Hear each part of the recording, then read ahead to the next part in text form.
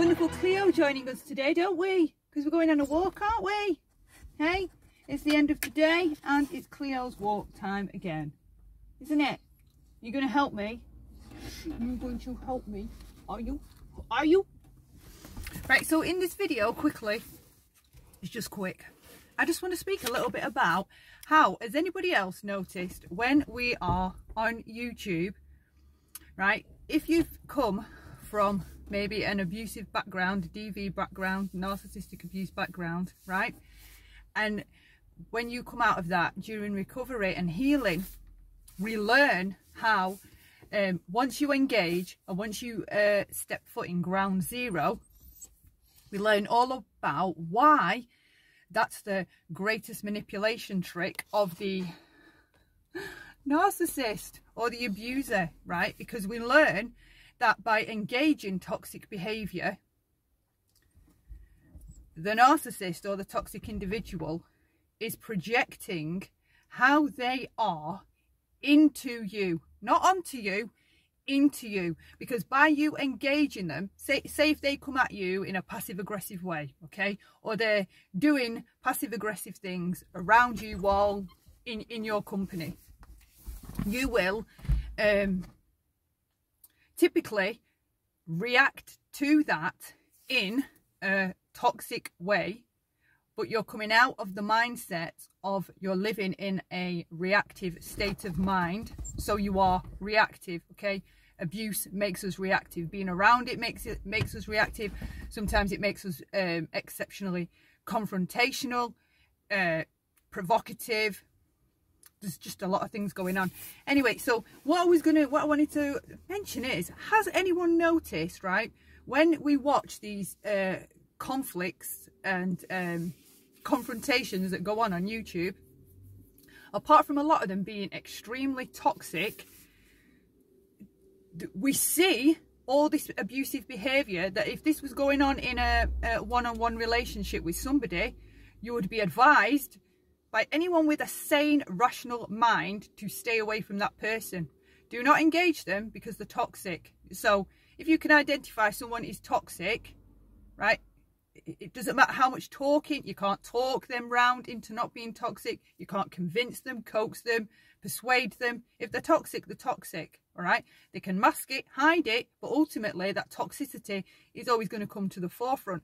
So anyway, we can watch two individuals on YouTube, right?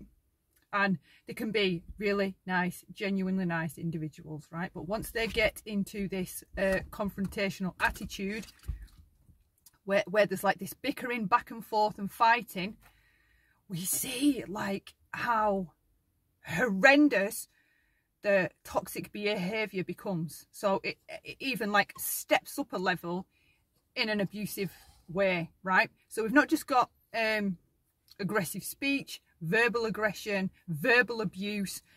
We have traits from a narcissistic relationship show up. There's the triangulation that shows up. There's the I wouldn't have done this if you didn't do that. I mean, how often do abusers say that? Well, I wouldn't have done it if you didn't do A, B and C. Well, you did A, B and C, so that's why I reacted like D, E, F, whatever. Like, that is what goes on YouTube. Like, we excuse our behaviour because of someone else. But then for those of us that have come out of an abusive relationship, right, or lived with abuse, like familial abuse, does no one else recognise the madness within any of that? Because we learn as part of our healing and recovery, we learn the art of self-validation and how important that is to not seek outside validation, right? On YouTube, within these communities, it kind of like reverses healthy thought processes, because it has you like sucked into this way of needing outside validation and reinforcement from other people. Like, it's bizarre. Oh, it's bizarre. So we have like, we become the abuser, we become the abusive person. All of that fighting, right? If it was in a relationship, name calling is abusive, right? Grandstanding, posturing, it's all abusive behaviour. The triangulating, the provocative behaviour, the attempting to trigger you, I mean, that's what abusers do. They attempt to trigger you, right?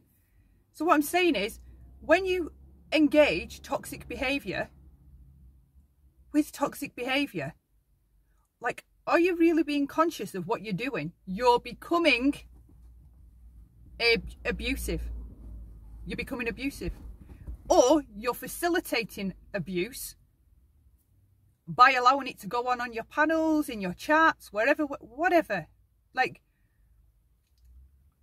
I don't understand, right? I totally understand. I understand reactions. I understand living in a reactive state. I understand confrontations, conflict resolution. I understand all that. But what I don't understand is the very people women despise, right? And why I'm singling out women, the very people that we as women despise, abusers, abusive types, we become them. So if it's all right for us to become them because of A, B and C, is it all right for abusers to abuse because of A, B and C? And I can't see that anyone would give a yes answer to that. So then why do we not look at our own behaviour, reflect of what we're actually doing? Like, I don't know another word to call it, because if it was happening to my daughter, some of the shit that I see go on YouTube, I would call it bullying. It just feels strange saying bullying because it's adult, but there is bullying behaviour. And half of these conflicts, I don't know why they don't just sort them out privately.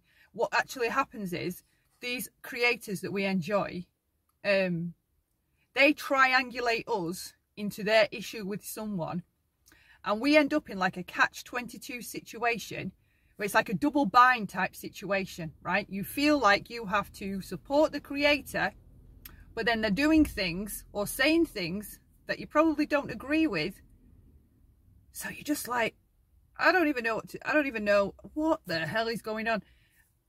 How come we don't learn that this way of handling conflicts, being reactive and abusive, doesn't work, right? If you're in a toxic abusive relationship, if you've come out of one, you can look back and reflect and say, God, like the early red flags, like I should have ran at the earliest red flags, because those first signs of toxic abusive behaviour, they just rapidly got worse and worse and worse, right? So when we look on YouTube, why do we not employ the same mindset? We see the same types of abusive behaviour go on. So why not look at it and think, this way of handling conflict doesn't work? And you know why it doesn't work? Because toxicity and abuse doesn't work. It doesn't work. Where has that ever in history been proven to fix, help or heal anything? It hasn't. So why not engage different coping skills or management when you have conflict with an individual? Like, why not just stay away from them? You can always stay away from them. Why not deal with it privately, so then the subs and the other people around don't feel or don't have to keep listening to it? Like, if you were listening to, if you grew up listening to your parents argue and fight every night, I mean, sometimes I just have to tap the fuck out of YouTube, because that is what it's reminiscent of to me. Growing up in a home where everything's screaming, shouting, name calling, derogatory, abusive behaviour, and YouTube's no different. To me, it's no different. So anyway, what this is mostly about is, we want to do a panel, and I just want to know if anyone would be interested in coming, or even maybe possibly coming up and speaking about their experiences. I want to talk a little bit about abuse. I don't know so much domestic violence, but maybe narcissistic abuse. But more like, I don't know, pinpointing the details of the behaviours that encompass narcissistic abuse. And then look at, because we all have these toxic traits, but how strong are they?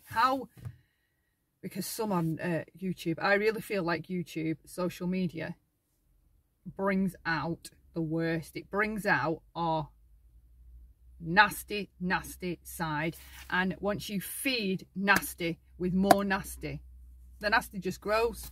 Sick of it. So anyway, if anyone would be interested in us doing a panel, and talking about maybe narcissistic abuse or domestic violence or experiences in it, during it, coming out of it, let me know in the comments. Lovely to see you all. We are going to go, Cleo. Are we going to go for a walk? W-A-O-K? Are we going to go for a walk? We're going to drive somewhere and go for a walk? Yes. So, me and Cleo will see you in the next video. I hope you're all well. Have a great rest of the week and see you all in the next video. Thank you so much for watching. Take care. Bye for now.